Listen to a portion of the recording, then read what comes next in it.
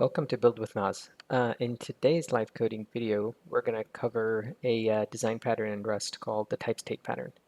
It's a pretty powerful thing that allows you to leverage the type system in Rust to encapsulate the various states that a data structure might go through, and then restrict, let's say, what operations might be applicable in those states. So it controls how, let's say, a state might transition from one to another, and then once it's in a particular state, controlling what methods or associated functions might be available in that state, and then how to transition to another state by calling an associated function or method. And there's a couple of sort of rules, and I'll show you. We'll actually cover 4 examples today to kind of build it up slowly, with the simplest example of using enumerations to encapsulate state just in different variants. And then I'll show you how to convert one type to another type by adding a little piece of information. So basically consume one type by the addition of another piece of information to generate a different type.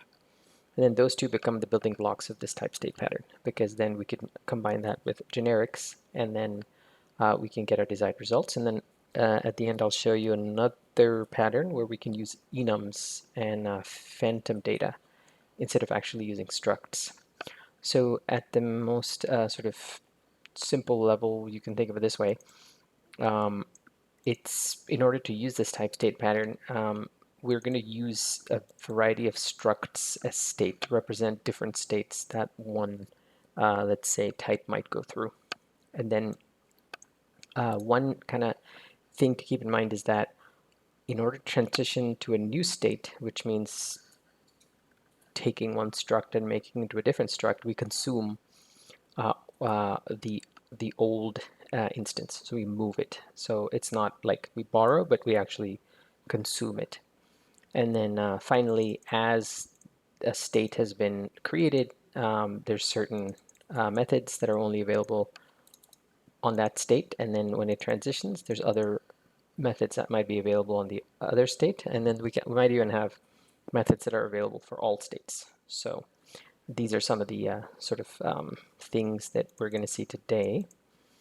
And one of the main motivations for doing this is to use the compiler as much as possible to eliminate runtime errors wherever possible, and also to create cleaner APIs. So essentially making APIs that are very robust and that is very difficult for somebody who's using the API to do the wrong thing with the API.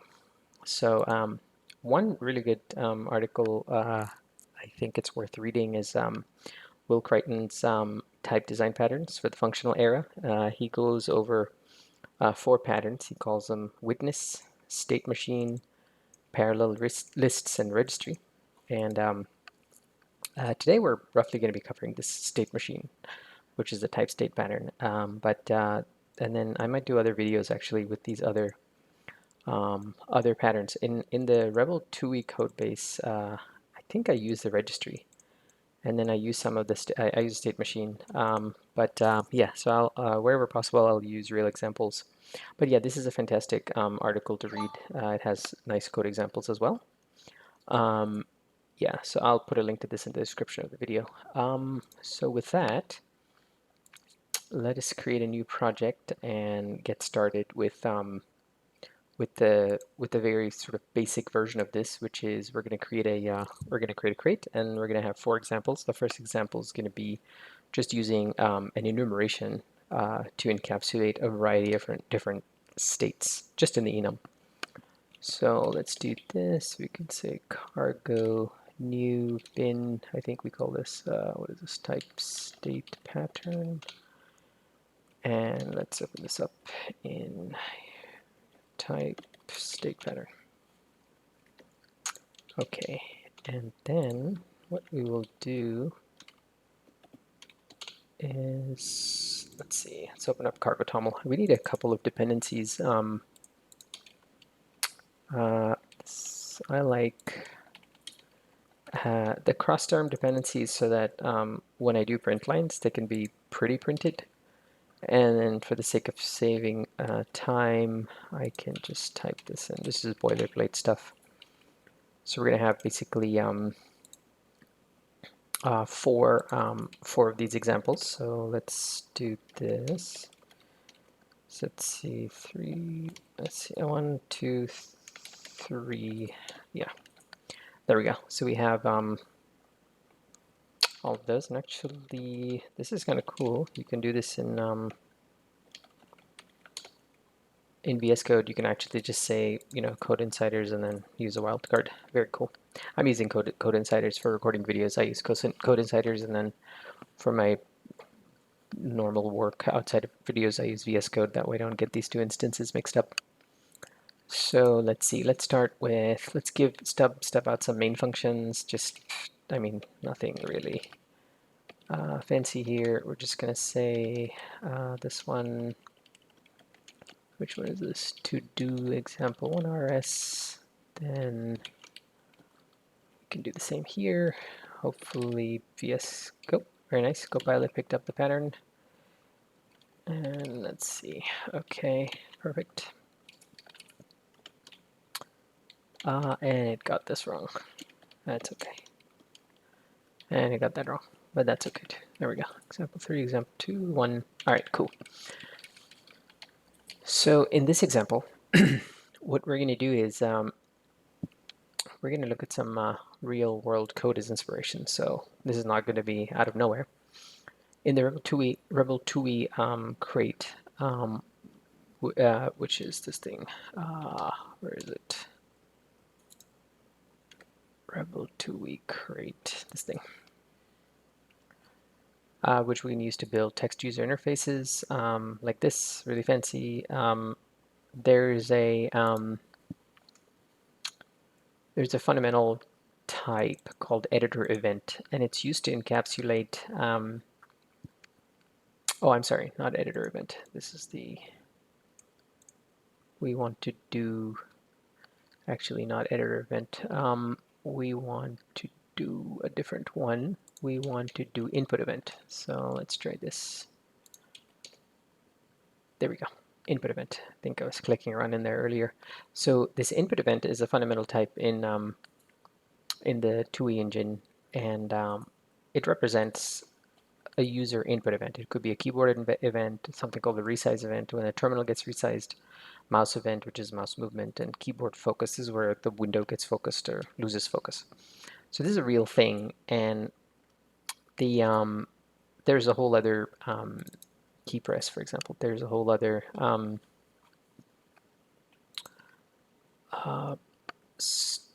enum here, which goes into a tremendous amount of detail about what key press is. There can be a key press which is a plain key press, or with modifiers. And with modifiers means that it's a key press, which is like whatever key you press, and a modifier is a shift, control, and alt or super, those kinds of keys. So they can be additive, and you can have a multitude of them. So you can have A, that's just plain. You can have Shift A, or you can have Control Shift A. So we have to account for that type of variance when we're modeling this enum. And then you have things like function keys and all kinds of other things. So we're not going to go through the full exhaustive implementation here, but what we will do is actually, let's see, where was that? InputEvent, and I think we looked at key press. Yeah, this one. Let's do this. There we go. That's the key press. Okay. So, so we're going to try and model in a sort of simplistic manner what this input event might look like, and then we're going to, that's our example 1, and then we're going to do something, we're going to convert it, or not convert it, we're going to transform it into a different type using some extra data. That's going to be our example 2, and then in the example 3 we're going to do the full type state thing. Okay, so to get started, let us, so the idea here is that we have an enum that we're using to represent a variety of different states which represent what an input event is. So instead of having an input event struct where you have a whole bunch of optionals, like saying that it may or may not be a mouse event, it may or may not have modifier keys. It may or may not even have a key press, because what if it's a mouse event? Because a mouse event means that you haven't pressed a key, but you could have a modifier with the mouse event. So it gets complicated. And if we want to represent this data in a struct that's flat, then I think it would be very difficult to understand. And that's where enums are a really powerful way to represent a lot of different state information about an input, in this case, an input event. And this reminds me of Kotlin sealed states, or sealed classes. So it's a pretty cool concept. So what we're going to do is model all the different variants of input event, because this will allow us to number one, be clear about what an input event is and describe it in a way that we can't mess it up even at compile time, which is really nice. That means we can't have like a mouse event which has a key press, because that's nonsensical. But a mouse event can have a modifier key with it that is sensical. And then so so we'll go through that exercise just to kind of give a sense of what this might look like, but it's not exhaustive. But it'll give us a taste for how these patterns are powerful. And then once we create one of these, it's actually very easy to use them using the match statement, because the match statement works hand in hand with all the variants in an enum, and it allows us to do processing in a really powerful way with the Rust's pattern matching, and I'll show you an example of that as well in example 2 when we get to that. So one thing we want is, I already mentioned, we can have a keyboard. The keyboard means like A, B, C, Control C, Control V.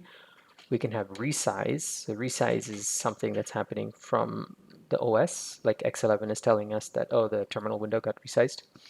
Or we have mouse. So this is kind of the skeleton.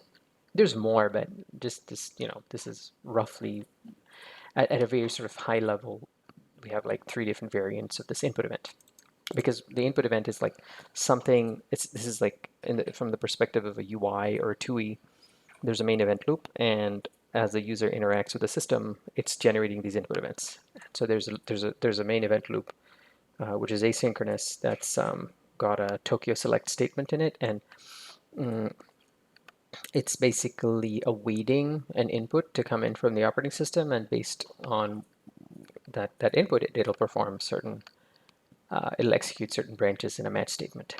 So to describe a keyboard further, it's not enough just to say that it's keyboard, resize, or mouse. Like if it's resize, what's the new size of the window? If it's mouse, was it a left click, a right click? Was it up, down, or mouse up, mouse down? Was it which mouse key got pressed? So there's a lot more information that we need to provide. So clearly this is not just enough. So for keyboard, what we need is, did you type a key like A, B, C, D? And optionally, did you type a modifier key? So this is kind of important. So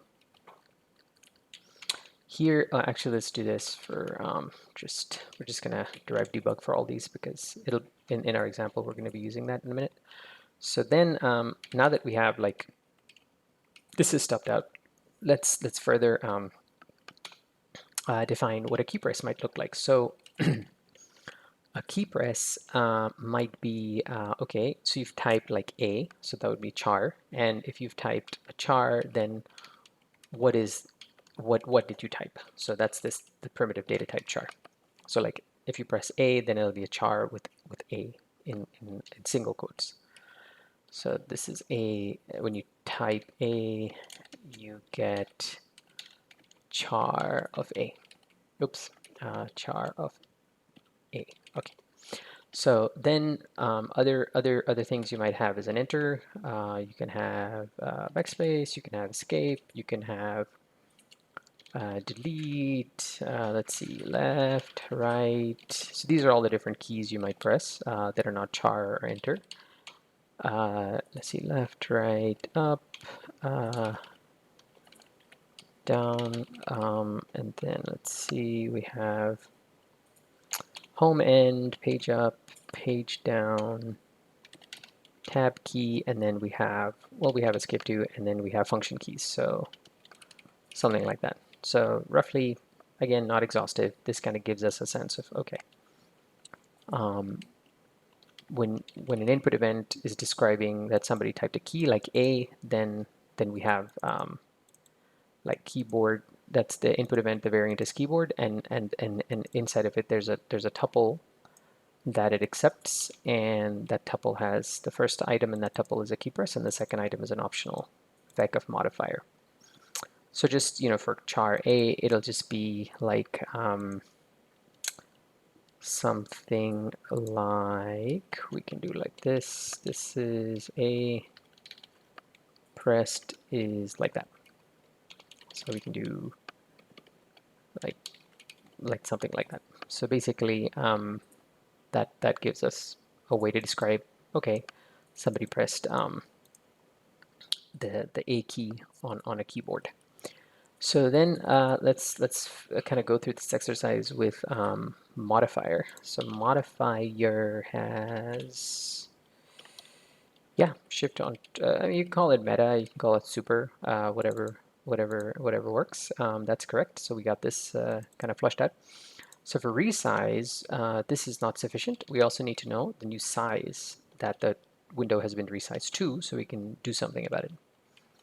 So that looks about right. And then for mouse event, we're not going to go too far into this, but we're going to say, okay, if you have a mouse event, I need more information. It's not just enough to say it's a mouse event, but what kind of mouse event? And let's figure out what that is. So we can do something like mouse button, and actually we can say size. It's the same thing, or we can say instead of U16, we can also say something like pub struct position, and here we can say, instead of these, we'll say position. It's a little bit more readable. And then what is a mouse button? So let's define a mouse button. A mouse button is like that, roughly. I mean, this is again not exhaustive, but so there we go. Now we have a keyboard, resize event, mouse event, and these are kind of like the specifics of it. So now that we have this sort of stubbed out, one thing we can do is, so this is an enum, and enum represents a multitude of states, and which is great. So, because one of the things we want to do in our type system is encapsulate information about a variety of different states for, in this case, an input event. And using this approach, we're getting there. We can use match statements, which is really powerful. One thing we can do is we can create associated functions or methods that apply to every variant of this enum.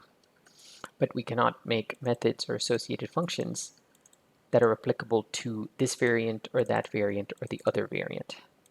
And that's one of the downsides of this approach, is that we can create methods or associated functions that apply to all variants, but we cannot cherry pick or be specific about which variant a particular method applies to, and that's where Typestate. That's why we'll need to go into Typestate in example 3, because we will get that capability. So let's say we wanted to make a method that works on all variants of input event. It might look something like this. So we have pub fn, we can do pretty print, and pretty print will take immutable reference to self, and we can do something like this. So we can say that it equals this, and then we can say print line it. So what?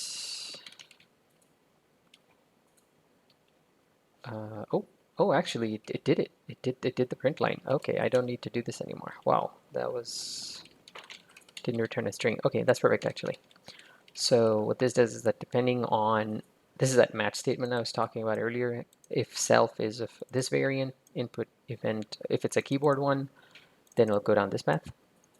If it's a resize event, it'll go down this path. If it's a mouse, it'll go down this path. And then we can have further match statements in here, which I'm not going to do for this one, but I will in example number 2. So we can do something like this, modifiers, and then this is really cool. This is Rust pattern matching, like just absolutely incredible. So we can have like, you can just string together multiple, let's say, variants, and then it'll basically create a matrix of all the different possibilities. And we're going to be using this very soon. So let's see, let's undo that. And I think that's pretty much it. Okay, cool. So now we have kind of like a simple example where we have, let's describe another, let's say Control C pressed, how would we represent that? That's right. And then now, because we have this method that is available on all input events, we can say Control C press pretty print, and then let's say we want to do mouse pressed. That's right, and then we can do like that, and let's run it and see what happens. There you go. So keyboard, that's the first one. The A, this is Control C, and this is the mouse press left mouse button on the position X and Y 20. So that's a very simple example of essentially creating enums to model a bunch of different states. So in this example, we're going to take it one step further. We're going to look at again in the Rebel 2 we create, there's something called EditorEvent, and the EditorEvent is something that takes an input event, applies some information to it if appropriate, and then it generates an editor event, which is something that can be consumed by the editor component. And so it's a way of taking information that exists in the input event and then translating it into a form that is more natural for the editor component to consume. So for example, if you insert a character if you type a character in input event, it's represented this way. But for the editor event, there might be a different event which says something like insert character, and that is not the same as input event, because input event is input to keyboard variant, inside of which you have a key press and a modifier. So here we might not care about all that. We might just want an editor event, which is more natural to use in an editor component, but it's derived from or even generated from an input event. And this is an example of Rust's type system. Again, keeping us from generating errors at runtime by using the compiler. So let's do, and actually there's a real example of this here in EditorEvent, where an editor event itself is generated from an input event. So this is the real code. And I'll put links to this in the description, and also the blog post that I write. And so here you can see like a variety of different match statements where it goes, depending on what input event is coming in, it will try and convert it to an equivalent, or not equivalent, to an editor event that it maps to. And the try from trait means that it's not guaranteed that it's going to map to an editor event. It might just error out. So with that said, let's do this. We're going to pull in example 1, because we're going to use that in a minute. And we're going to use example 1. Let's use everything from example 1. And then we can say, let's make an enum. And this enum is going to be editor event. And this editor event is going to be something that is very, it has a very strong relation or correlation with input event, but it's different. So one thing we might want to do is have insert character. Another thing we might want to do is have an insert new line. We might have delete key. We might have backspace, move cursor left, right, up, down.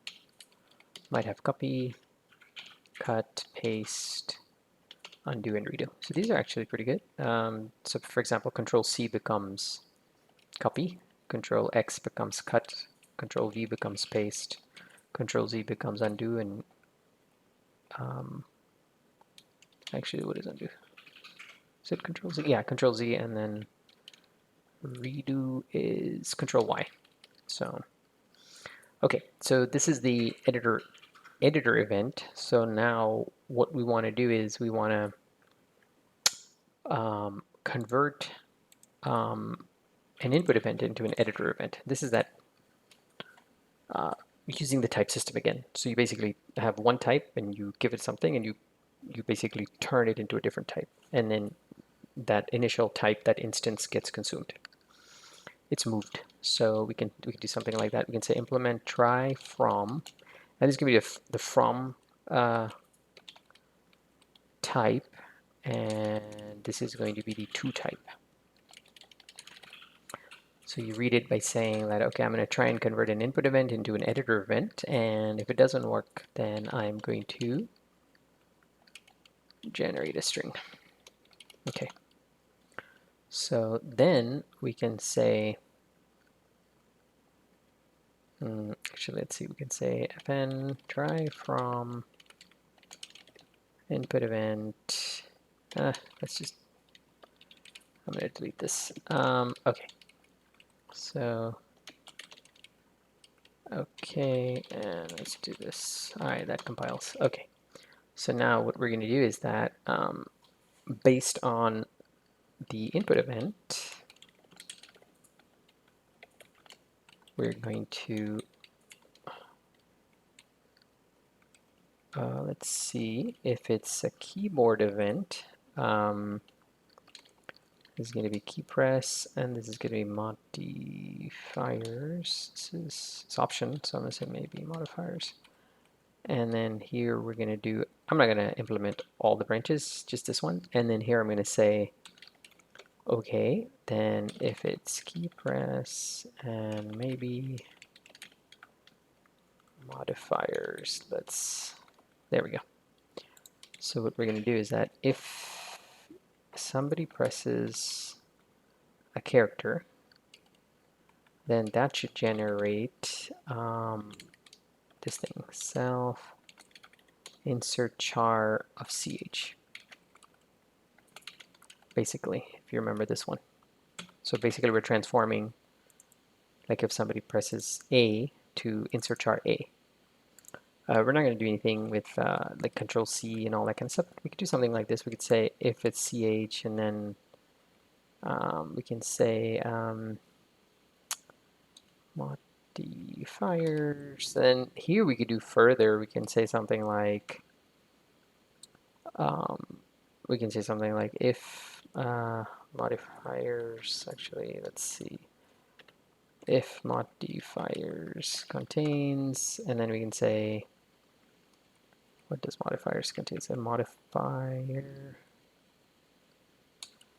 Actually, let's see. That's not how this works. Modifiers. Actually, this is going to be a bit harder. Let's see, modifiers. I'm trying to do like Control C.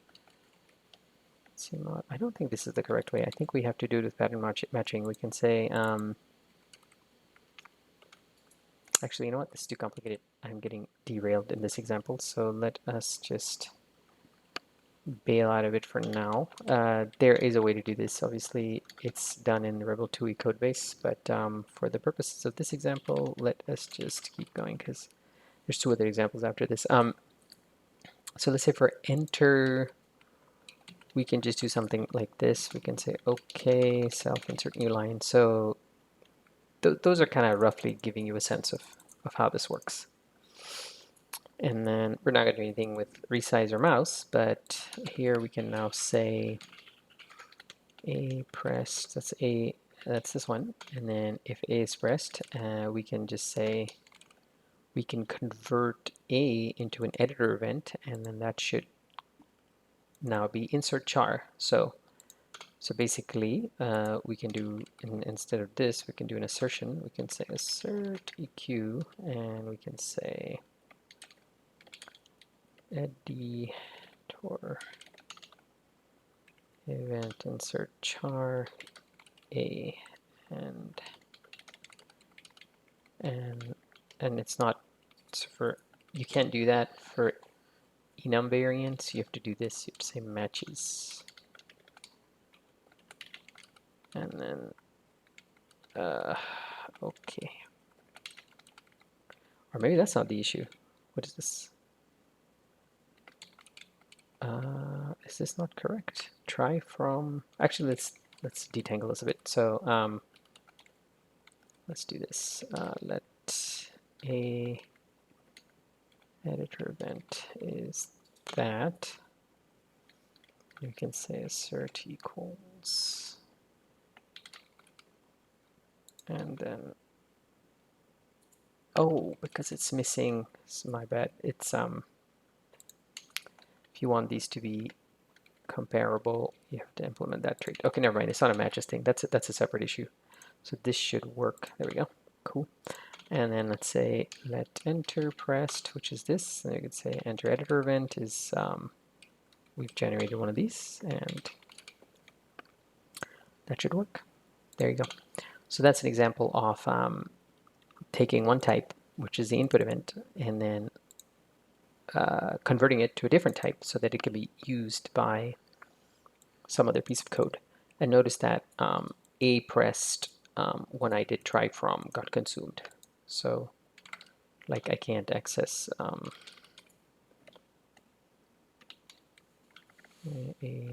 pressed because it got moved. And that's exactly our pattern, because we want it to be moved. We want this input event to be consumed such that from after the statement forwards, this is no longer valid, and then a editor event is the thing now that we use. So this is absolutely desirable. It's like exact. We want a pressed to be consumed, and it basically it moves itself. That's what that means. When we did this, we didn't say like that or something or whatever. We just said that, and we didn't say like this. We said we want to consume self, and so if we say try from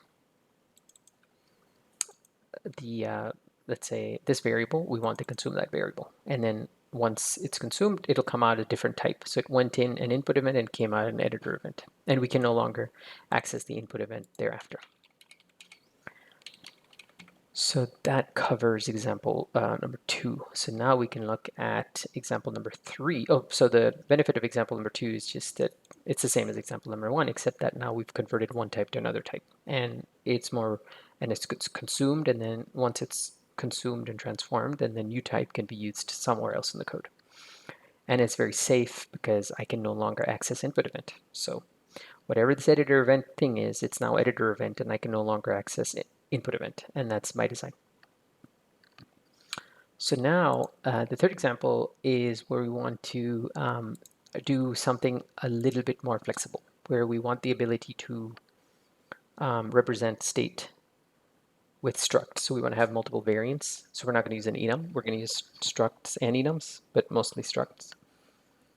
And what I also want is that before we had the ability to have like functions or methods that are available to all variants, I would like to restrict it to certain variants. And once we do this, this is the typestate pattern. So the way we do this is the first step in this exercise is to come up with a like a listing of all the states that we will have in our system as a starting point. If you've ever used a builder pattern, it's kind of similar to that, where so let's step out what this code should look like, and I'm going to be modeling something which is an HTTP response, and let me dump the API for this, kind of like the desired API. This is, and I'm going to dump this because there's a lot of typing. So what I want is, I want this API. I don't know how to implement this API yet, but this is the API, the final result that I want. I want to be able to, oops, I want to be able to make a thing called HttpResponse. As you can see, it uses generics. I want to be able to create a new instance of it. And once I create a new instance of it, then essentially that new instance has some extra state information in it. So this won't make any sense, but this is roughly what it's gonna come down to. Like that's what it's gonna end up looking like basically. So we're creating a new instance of something, and we want it to be in a certain state, and then the certain operations or methods we'll be able to call in the state. And then once we want to transition it to a different state, then we will call some methods on it, which will take it to a different state. So the way that this kind of works is that there's a thing called HttpResponse. You can make a new one. Once you make a new one, there's only one thing you can do to it. You can set the I think you can set the status line on it, and then once you set the status line on it, then it'll transition it to a different state. And in that different state, so when it's in the start state, you can call set status line, and then that transitions it to a different state. And then in this different state called header and body state, you can then add headers and set the body. And when you're done doing that, you can call finish on it, and that will transition it to a final state. So we got start state, where you can set the status line. Then we got header and body state, where you can set the header and the body. And then we got final state, where you can't set anything. It's basically done. So let us model these. So that's roughly the API we want, and I think this needs to be up here. I don't know why that's down there. So yeah, this needs to be up here. And then so basically, let me see, response. One second, I think this needs to be start state. I think we need 2 of these. Yeah, I think we need also this one. Okay, so this is going to be like our sort of, not really test, but like roughly what we're going to be. This is the desired sort of API. So let's set about building this desired API. So first thing we need to do is create structs to represent each of these states, because that's one of the rules that we'll stick with. So let's do pubmod state, and then here we can say we have actually that's correct. We have a start state, we have a header and body, and a final state. And then we're going to do some derive debug. Also, I'm going to do clone and default. Why not? And let's save those. And then the start state really has no information in it. In this example, we're going to actually put the data in each of these structs, and as we transition the state from one struct to another, then we're going to move that data along. So we're going to do a different example, example 3, where we'll use an enum instead of a struct which holds the data, but I'll show you that at the very end. So let's do this. So we have start, header and body. Header and body actually has this in it. That's right. So it has a response code, a status line, some headers which are optional, and a body which is optional. Cool. And that covers header and body. Okay, so let's see. We have header and body covered. Now let's look at final. So final actually is very similar to header and body, except that I think the semantics here are that we will not have optional values for the headers or the body. That's the only difference between final and this one. Yeah, so okay. So this is most of the way there. So this is the other kind of interesting thing that has happened. So these are the states, sorry, the structs that represent all the different states, 1, 2, and 3. Now we need to make a trait, which is a marker trait. And in this marker trait, we are going to just, oops, sorry. In this marker trait, we are just going to do this. We're going to say implement marker for unit, for header and body, for final, and for start. I don't know why I didn't put start there. So these are the, this marker trait is kind of important, and you'll see why in just a minute. So let us do this. Now we're going to have pubmod type state builder. So it's kind of like a builder pattern, sort of, but with type states. And then one thing we want to do is use all the different states we just defined, and then here we're going to do we're gonna make the HTTP response struct itself. So far these were not the HTTP response struct.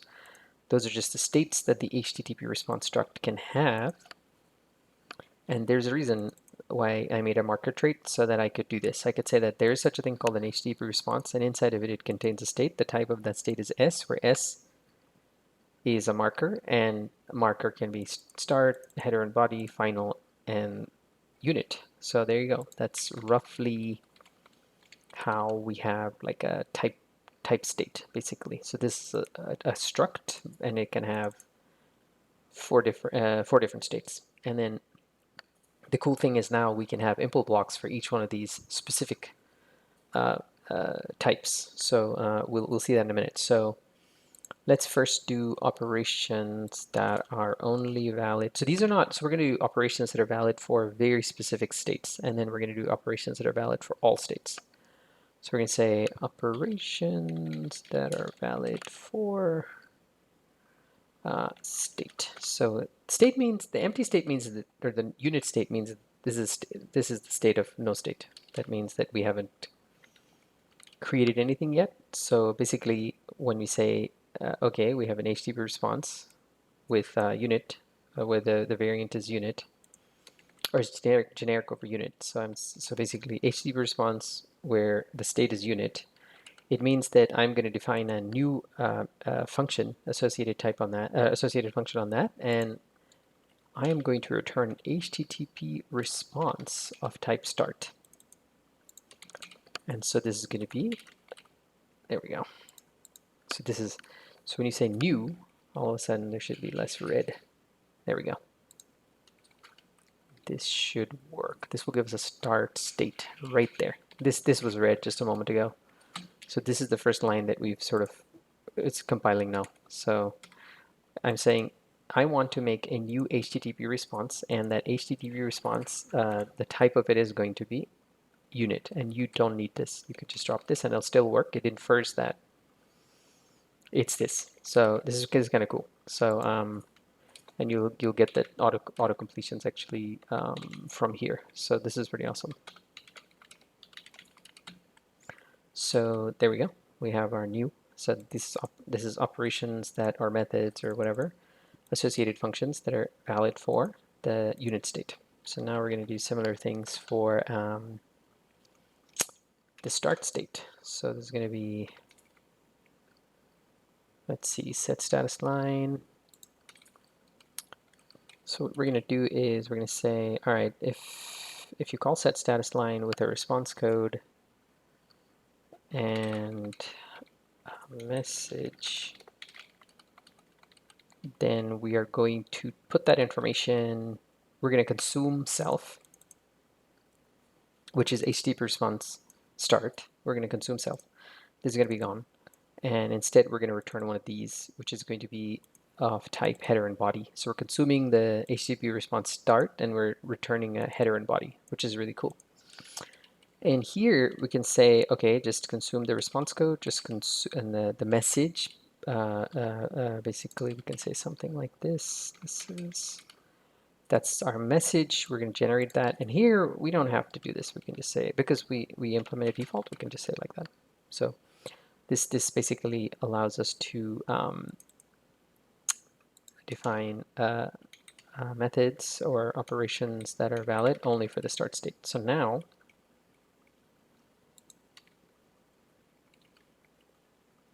in the start state, we will have this thing. This thing just went green or whatever. There's no errors in here. This is still erroring out because this is actually going to be a operation that is available for all states. So let's go implement that next. So let's do this. This is ops that are valid for all states. So this one is going to be, let's see, we're going to do get size. So we're going to say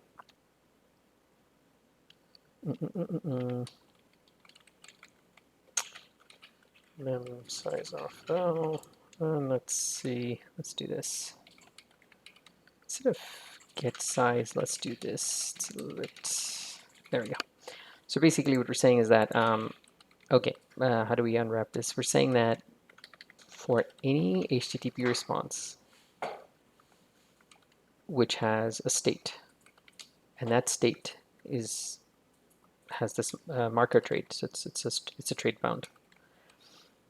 It will have a get size method which will not consume self. Notice this is not consuming self, and it will just print out the size of it. So now all that errors just went away because get size is available for HTTP response start. It's available for, this is, we can say transition to header and body state, status line, and then so basically we can say something like this one is okay, header and body state, and we can call get size. We can call get size on header and body state. Let's see. And then I think when you finish it, we can also call get size. Okay, this is red because finish doesn't exist yet. This is so it's getting less and less errorful. So okay, let's just keep going. Okay, so we have operations that are valid for all states, for the unit state, which is the constructor basically for start state, and then now we can do operations that are valid for the so basically this consumes header response of start and then generates a header response header and body. So now let's do this for header and body. So basically you look at all the states, and then that's how you derive these input blocks. So here we say HTTP response, and let's see if this is correct. That would be amazing if it was. Okay, let's see. Add header. So let's see. No, I don't think that's right. So we can do no. So one thing we want to do when we add a header is that we don't want to consume self. So we want to do something like this. If self state headers is none, that means we don't have any header. The header vec is empty. Then we'll say headers replace, and we'll say vec. Okay. Then we'll say, let's see, is this working? Yes. So that means that if there is no header vec, then we're gonna put a header vec in there. Then we say if let's that means if the let's see, header states, we can do like this as mute. So then we should be able to say headers dot push, and let's see what is the problem here.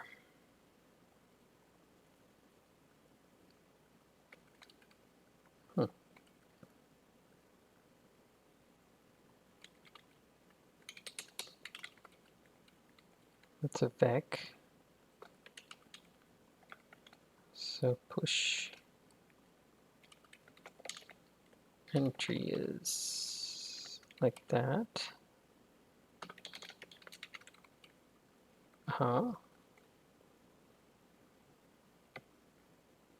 Push entry. Ooh. Bit of Copilot stuff. All right, so let's just clean this out. And I don't think that this is correct, so let's just remove this. Okay. So add header. That works. We don't need this entry thing. That was just some debugging. We can just leave it though. Okay. So this is headers, not V. Okay. So then we have headers. Next thing we want to do is, let's say, get response code.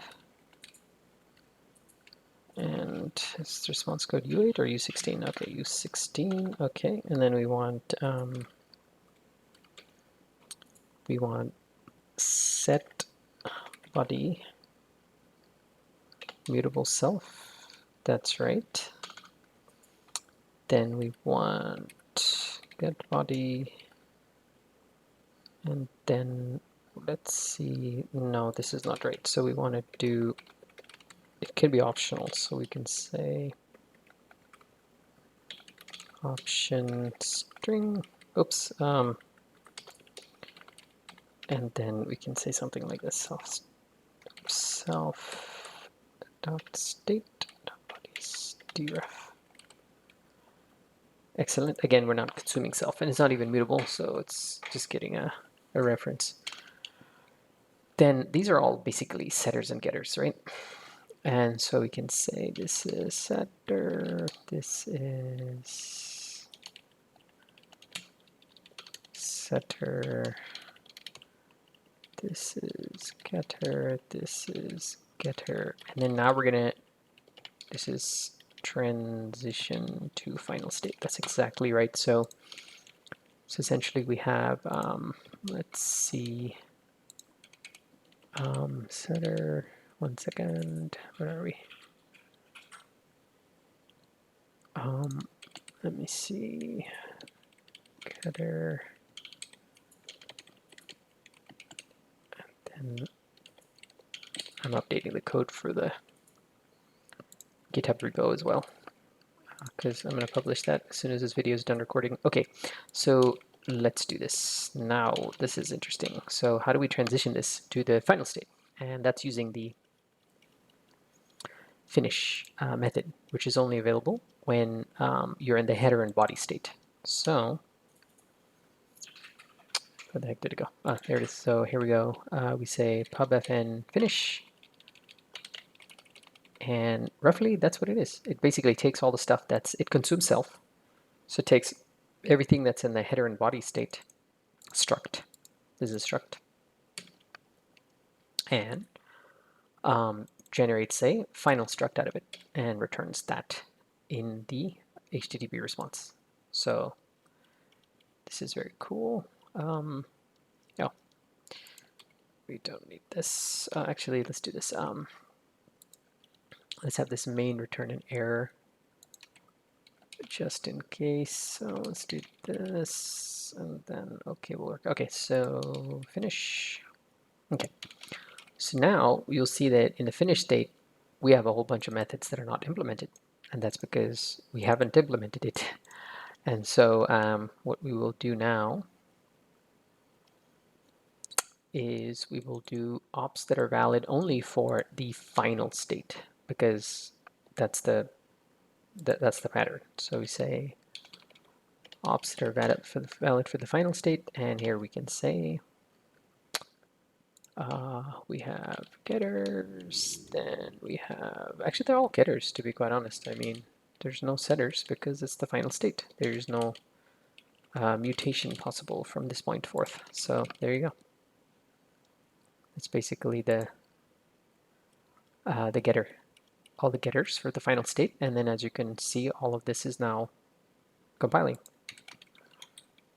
And I don't know why this error happens. It's very strange. I mean, it's not an error. It's a warning saying that this main is never used. Not sure. So because it's in the cargo toml right here, so I don't know why it's complaining. I wonder if it's because, no, that doesn't make any sense. I have no idea. Okay, so let's see, let's run this and it should just work. There you go. So basically we start with the start state and we create a HTTP response and its data start. We can only, and in the start state, we can only call set status line, and that will transition us to the header and body state. And so that's what's happening here. And notice that the size is changing. So when the HTTP response is of it's of start state, it basically is consuming, the size is 0 because it doesn't have any data in it. But when we put the header and body in it, the size is 80 bytes, and it remains 80 bytes throughout the remainder. So these bytes are being moved basically. So we go from start state by supplying a status line, by calling set status line, we get a header and body state. And again, this is the same struct that's transitioning through different states. And each of those states are also a different struct. They're just bound to the same overall struct. So HTTP response is a struct, header and body is a struct, start is a struct. And the glue that binds us all together is that this thing, this marker trait, and that marker trait is implemented for all of the state structs. And then in our code, we use that as a trait bound for our generic type, and that's roughly how this works. So yeah, so we transition from the start state to the header and body state. In the header and body state, we can add a header, we can set the body, we can get the response code, we can get the body. So these are all kinds of modifications that we can perform here. So here we're setting the headers, and then setting the body, and then we can transition it to the final state. And in the final state, these are no longer mutable. That means I can't change them anymore.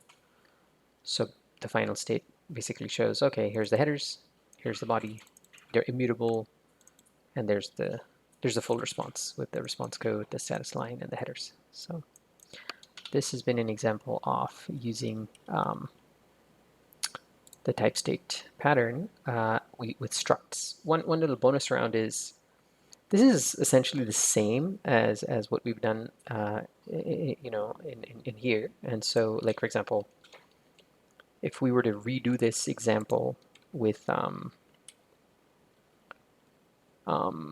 enums, where we, instead of using, what we're doing here is we're using structs for each of the states. What if we used enums, which don't have any data, and we put all our data in a struct, a separate struct called data, and then we just have that as a field in our HTTP response. So this is a different, it's kind of a variant, and I'm going to go through this relatively quickly because it's mostly redundant. So this is the data that we're going to be using, the data struct. By the way, the API is going to be unchanged, but how we're implementing this API is quite different. So here we now have that was a new module. This didn't exist in the example 3. This was example 3.1. So here you'll see, okay, we have same thing. There's a state module. Where's state module? But these aren't, whereas these were structs and the structs had data, here we have enums, and those enums do not have any data at all. They are just basically empty enums. So basically we have a start enum, header and body enum, final enum. We have the same deal with the marker. We're saying marker is implemented for unit, start, header, and body, and final, unchanged. But what is different is this whole chunk. And let me just put that here so we can go through it relatively quick. And please take your time with this when you check out the repo and play with it and make your own examples and play with this example itself on GitHub. Please clone it to your computer and play with it. That's a great way to learn this stuff. It's just to play with it. So here, check this out. So this is just a bunch of use statements. Notice there's a thing called PhantomData. This is new. So this thing called HttpResponse, it's a struct just like before. It's generic over S, and S is bound by marker trait, which is the same as before. What's different here is this. We now have a data field which contains an HttpResponse data struct, and we have something called state, but that state is now held in something called PhantomData. So the state doesn't occupy, I mean, it's just a bunch of traits which have no functions in them. And they don't basically occupy, they don't hold anything. There's no memory allocated for them to contain anything inside of them. So we cannot do this. Actually, so if I tried to do that, it would, like that. It'd be like, no, you can't do that because you need a value and you're giving me an enum. So, okay. So to work around that, we do this. We just say, okay, there's this thing called PhantomData. It actually doesn't have any data. It's just so that we can remember this type, whatever the actual type is when it's monomorphized. So if the marker is start, then this will be PhantomData start. Okay, so that's our struct. This is the important one. Very similar, but different to the struct. The struct was just like HttpResponse and it had a state. This one has HttpResponse, which has a data and a state. So this data is going to be moved from, as the states transition, just like before, the data is going to be moved. But because the data is held in one place, we don't have to keep moving it into different structs. So, I mean, there's situations where this is more appropriate. There's situations where this might be more appropriate. It's not like one is better than the other. So here we have, so actually let's look at the operations that are valid for all. So here's the operations that are valid in all states. This is still the same. We still have a get size. That hasn't changed. Let me move that up. I don't know why that's done there. Let's see. So here we go. Okay. This is still the constructor. Very similar. HttpResponse of unit, and then which is a new, and new returns an HttpResponse where the type is start, and then it returns data, just creates a default one of those, and then it puts in the state field, it puts a PhantomData start. So this is really cool. It's putting the type in there. If you haven't seen the use of PhantomData before, it's really cool. You can check it out. It's very common actually to do things like this where you're having to sort of put the type, specific concrete type, into the struct, and this is one way to do it. Because the data is the same, right? No matter what, the start or if it's let's see, what are the differences? Header and body state, whether it's final, the data is the same, so that remains unchanged. So that's how we are in basically remembering what the concrete type is in this PhantomData. Okay. So so that's the constructor. Now we look at operations that are valid in start. And this is an impl block. It goes impl HttpResponse over start. And then we have the same thing, set status line. But this time, what we're doing with the state is that we're saying, okay, the new state is header and body state. we're consuming the data field from self right there. And we're putting the response code in it, the message in it, I'm sorry, the status line, which is derived from the response code and the message, and then we're replacing the data in this new HTTP response struct that we're generating. So this consumes self and it gives you a new one which has a different state. So when you call set status line, the type that comes back is HTTP response, header and body, just like before. This is unchanged. As you can see, all this code is the same. But it's just that how we've implemented under the covers is quite different. So let's look at header and body. So these are the setters. So let's see. Add header is setter. It's a getter. Let's see, setter, getter, and this one transitions. So here, let's see, add header. This is a getter. Oops, nope. This is a setter.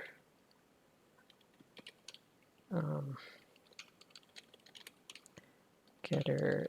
I think this is this. Let's see how this works. I think this works almost exactly the same. It gets a mutable reference to the inner data, which is of type HTTP response data. And notice that this is mutable self, so it's not consuming self. This is just getting a mutable reference to data. And then same thing. If there's no headers, it just puts a new one in there. If we wanted to be clear, we can say mute data. It doesn't really matter. I mean, it's pretty much the same thing, but maybe this is a little bit clearer. Maybe we can do that in the other code as well. Let's see. Okay, so here we have the mutable data. If it's none, then you put a new vec in there, and then we just basically, this is headers, and then we just get the headers out of there, and then we push the key and the value there. So we add a new header. So here we have get response code, which is a getter. So we just, same as before, only this time we're getting the data from the data field. Set body, same as before. It's just that we're manipulating data. Get body, same thing. Finish. It's actually, finish is going to consume self. So we can do like self.data. So we just consume, actually this is, I don't know why that was mutable self. This is probably what I had intended to write. So here we have finish consume self, and it just moves the data out of self into this data field. Then it just destructures it, puts it into a different HTTP response, moves it into a different HTTP response data struct, jams that in an HTTP response with the state of final.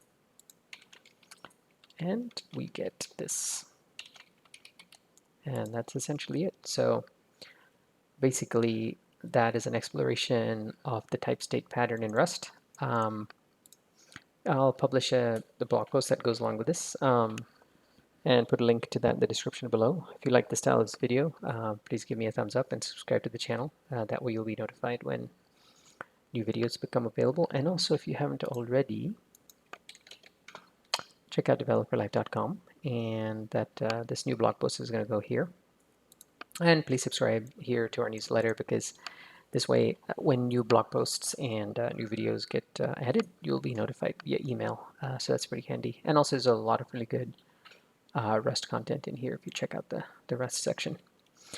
Thank you so much for watching, and I will see you in the next one.